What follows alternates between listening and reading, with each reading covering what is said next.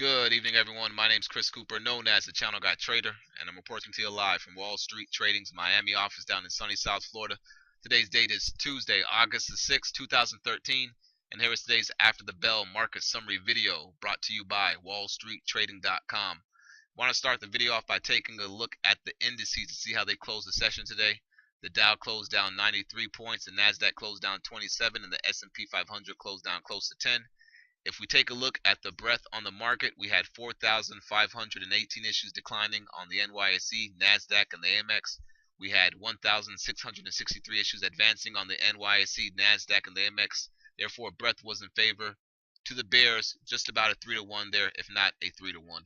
I didn't look at the numbers. I didn't do the math on the numbers, but it looks to me to be about a 3-to-1 there. In any case, let's go and take a look at the S&P 500 ETF, the SPY, which many of you guys out there probably use to track the equities throughout the day. We use the ES.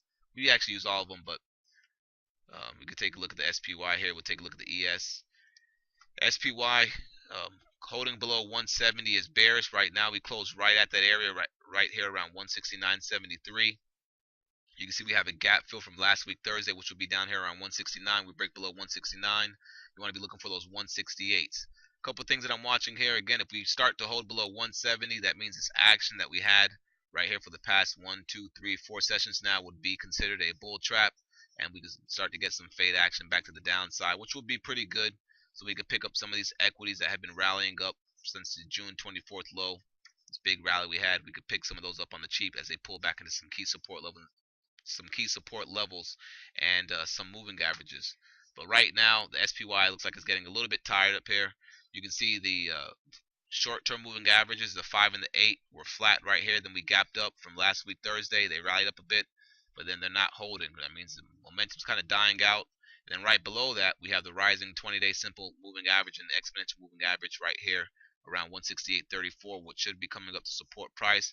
If price was to break below that, then momentum should die out, and we could get some pullback action. So we'll see how that plays out. We need some more time, of course, to see what's going to happen up here. But just note that if we start to hold below 170, we should be expecting some fade back action, and that means that people that were long the market from last week Thursday will be caught in a losing position, and this will be considered again a bull trap. So we'll see how that plays out. If you take a look at this other side right here, you can see the action on the ES. We broke below yesterday's lows, and that's what caused the selling pressure. And then we bounced right off those 1688.75s and ended up closing above that rising 8 EMA. Again, the action was pretty muted today still. We still had low volume, but this morning we did have some selling pressure that came in pretty heavy to the sell side. Take a look at the 15-minute chart here. You can see some action came in pretty nice to the sell side with some nice volume, but then volume pretty much died out and they floated the market up. They tried to knock the market down a bit into the close, but there just wasn't enough momentum. We had some key earnings coming out. We had some key earnings come out after the close from Disney, First Solar, NUAN, and a couple other names. So that can maybe dictate how the market's going to open up tomorrow. At least Disney will dictate a little bit how the Dow's going to open up tomorrow. So we'll see how that plays out. I believe, I'm not sure if, I think First Solar is I think First Solar is in the NASDAQ. Yeah, First Solar is in, I think it's in the NASDAQ. 1 second here. See something. Yeah, First Solar is in the NASDAQ. So that's how the SPY is looking. Let's take a look at the triple Qs.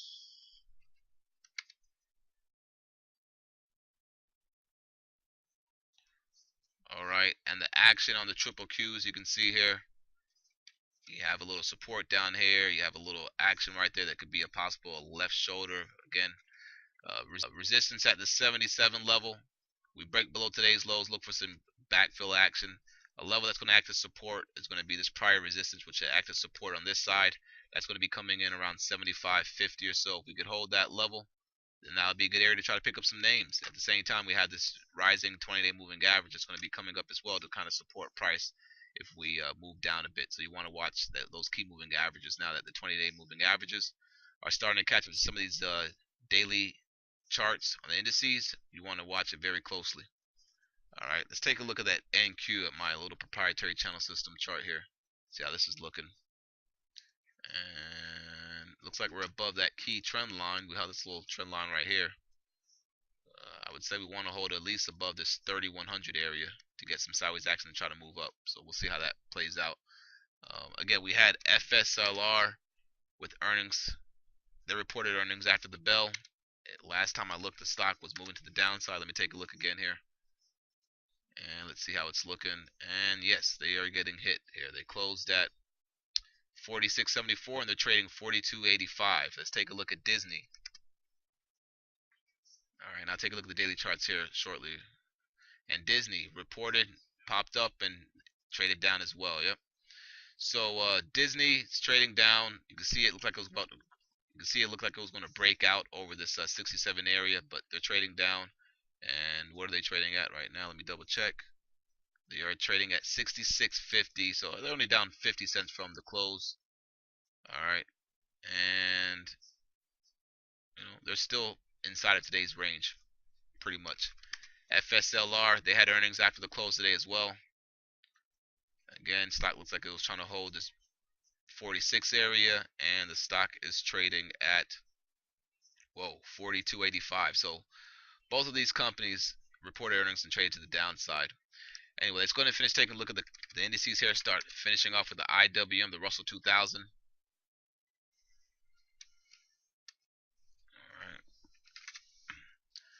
All right. IWM closed down $1.06. This was actually the weakest index today, not the NASDAQ.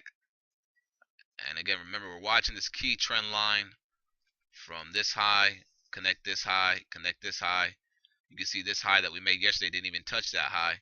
Therefore, if we start to sell off, the support level that you want to watch is going to be right here around 103. All right, looks like we have a fake breakout over 105. Anybody that's long from above 105 are currently stuck in the losing position. If we break below today's lows, you want to watch these moving averages right here, the rising 20, EMA and SMA around 103.85 and 103.40. We break below those levels, then you want to watch 103. We break below 103, then you want to watch 102. We do have a gap filled right here between 102 and this looks like to be 101 and a quarter or so. So keep an eye on that right there. Again, then Russell 2000 led us up. So if the market starts to roll over, it should lead us back down as well.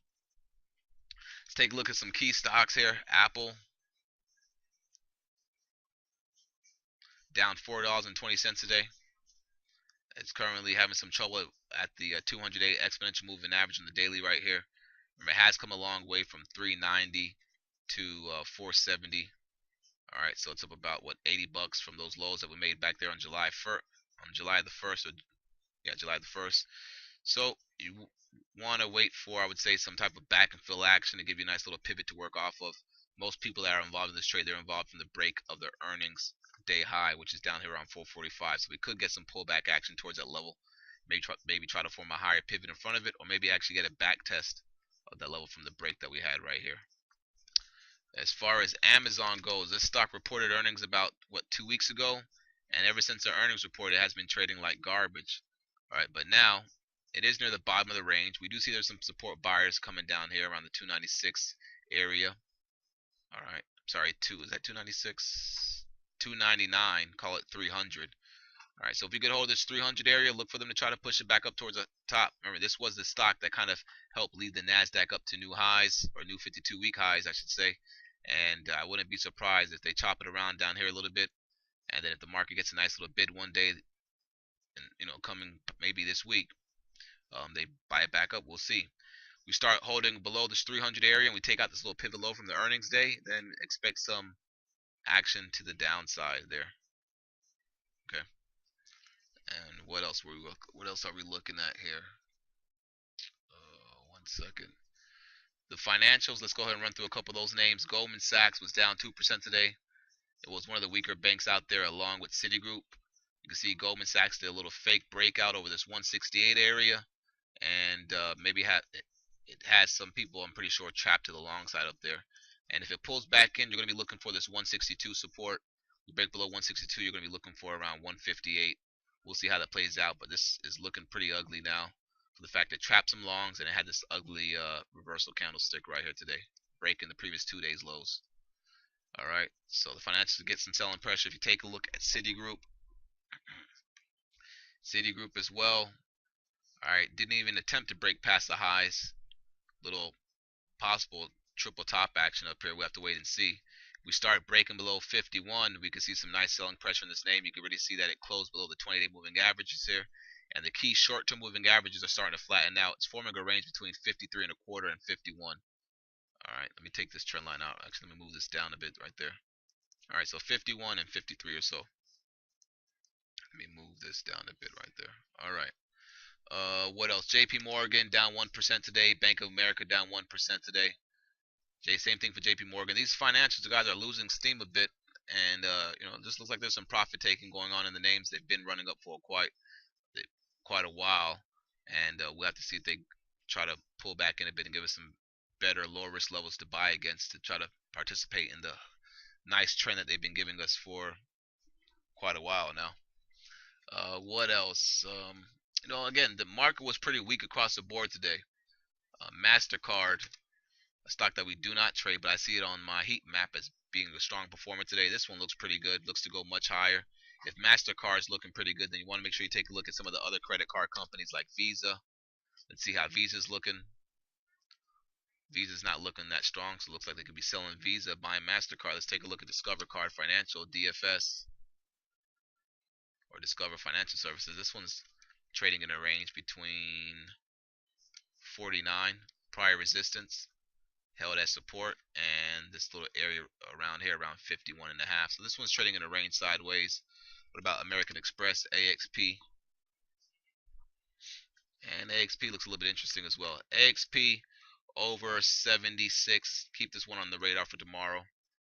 Trading at the top of the range. Could get a nice little pop up and try to get back towards this little gap fill action up there between 77 and 78. And again, the only reason why I'm looking at these names is because MasterCard looks strong. So just comparing the whole sector, with the whole industry with each other to see which names look the best. What else? Google was showing some strength this morning. Faded a little bit from off of the highs, and it closed near the lows. If it moves back down, you want to watch this key 880 area. That's how Google's looking. Looks like it has some resistance around this 910. So it's trading in a $30 range here, 880 and 910. Some other names that we're watching. Let's see here. What are some other names that we're watching today? We're watching Fossil. We actually had a great trade on Fossil.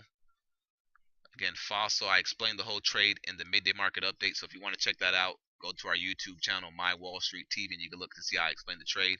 But Fossil had a nice little day today. May have some fall through tomorrow, and if it does, you definitely want to make sure you buy the dips and you're not buying it when it's on the highs.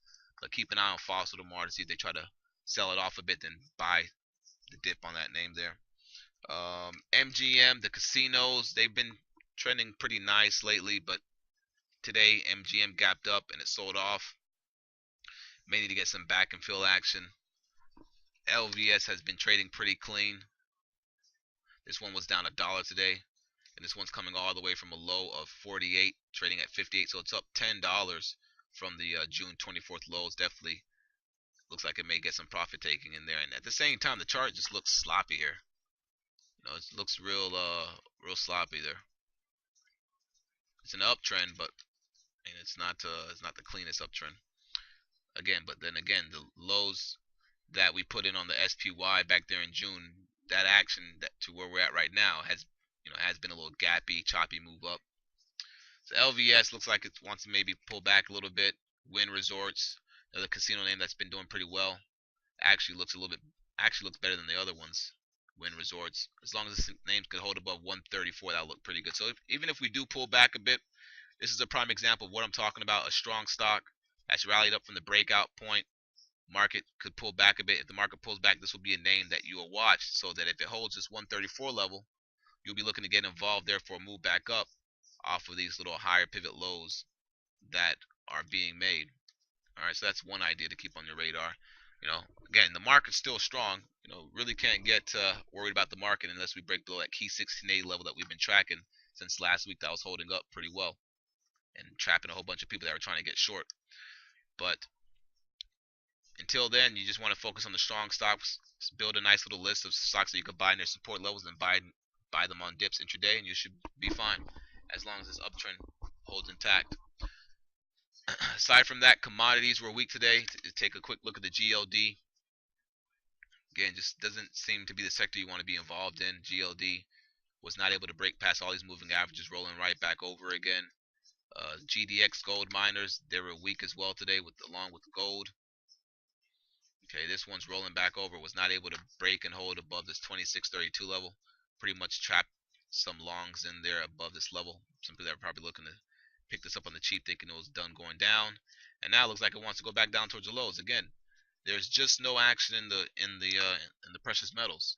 We did see some strength in copper today, though. Let's take a look at the copper futures. All right, copper futures.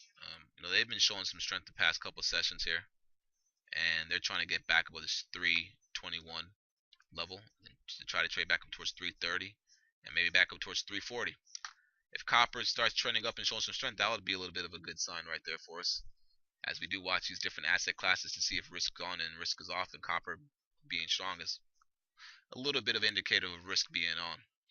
All right, so that's about it, guys. Man, the video with a short video. Again, there really wasn't much action today. We had a couple good trades in FOSL to the long side, cores to the downside. Overall, market sold off decent volume in the morning session, but then it dried up in the afternoon and just traded sideways to higher. And it's still summer trading. Once we get out this summer action, we could most likely get some decent ranges intraday. Until then, just expect the same thing: slow action. You have to pick your targets right. Make sure you're trading at the right time of day where there's volume. If you're in my chat room, you see that I always track the volume at the bottom of the charts. And that's about it, folks. Have a great day. I'll catch you guys tomorrow for the after the bell. I'll catch you guys tomorrow for the midday market update. Make sure you follow us on Facebook, Wall Street Trading. We post a lot of good information there throughout the day and in the morning to get everybody prepared for the session. Have a great day, folks. Cheers.